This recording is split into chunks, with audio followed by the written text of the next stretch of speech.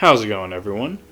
This is Mitchell Mander here, and it's been a little while since I've done an episode discussion, but I thought I'd make an exception here because we got quite an interesting episode coming up next week, which is going to be the Koharu Eevee episode. And yes, our Queen Koharu may actually be getting the screen time she deserves. And considering some of the stuff revolving this episode, she could potentially have a more prominent role in the series going forward. Who knows? Only time will tell, but things are looking pretty interesting. Anyways, before I get into the discussion, if you like this type of content and you're a fan of this series, be sure to like and subscribe and hit that notification bell, as I cover the Pokemon Journey series on a weekly basis or whenever the episodes come out. Anyways, let's get on with that discussion, shall we?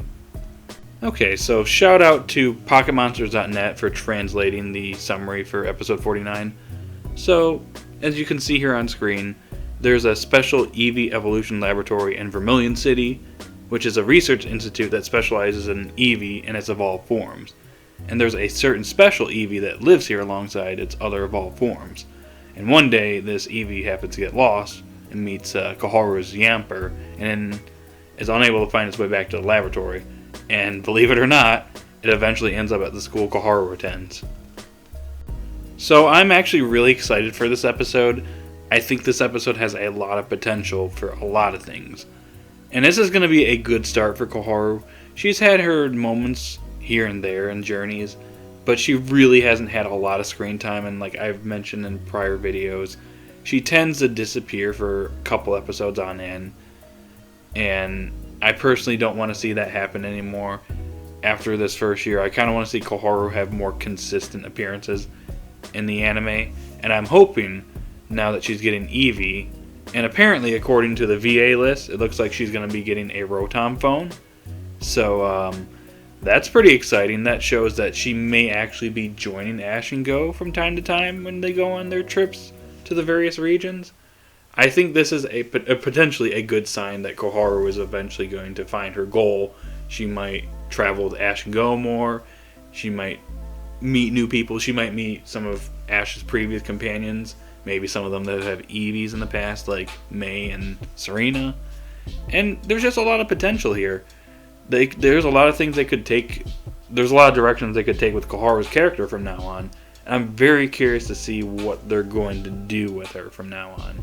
If she's going to stay in the same role that she's been in since the beginning of Season 1, or if things are going to start changing with this episode moving onward. Now, one thing that I'm kind of curious about is this Eevee and what's so special about it.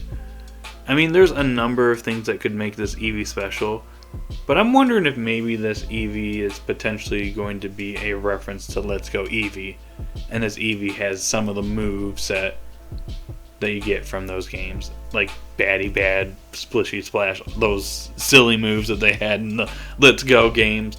I'm wondering if Eevee could potentially have moves like this, and that's what makes it special. Or it potentially could be an Eevee that evolves into a completely new evolution, since this laboratory in Vermilion City that's from focuses on the Eevees and all the Eevee evolutions. Who knows? I mean, that would actually be pretty cool if the anime introduced us to a brand new evolution. That would be pretty dope.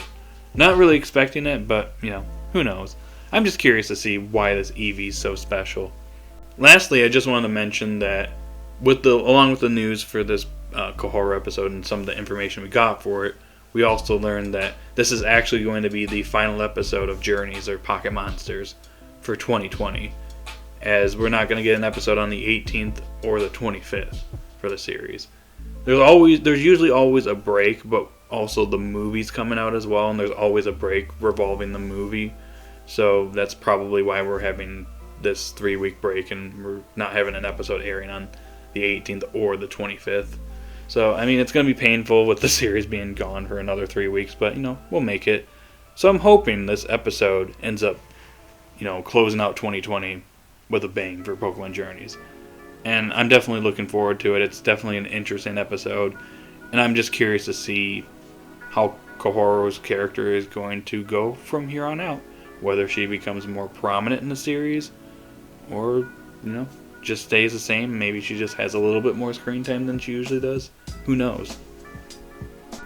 But that's all I got for this video, so I'm really curious to see what they're going to do with Koharu from now on, whether she becomes more prominent in the series, whether she starts to develop a goal along with her Eevee. I'm just really curious to see what's going to happen from now on with her. But what about you guys? Are you excited for this episode? Or are you not excited? I know there's that one guy on my channel that really doesn't like Koharu very much, so he's probably not going to enjoy this episode. But me, on the other hand, I'm excited for it, and hopefully it ends up being a good one and one of Journey's best episodes. But anyways, that's all I got. So, post your thoughts in the comment section down below.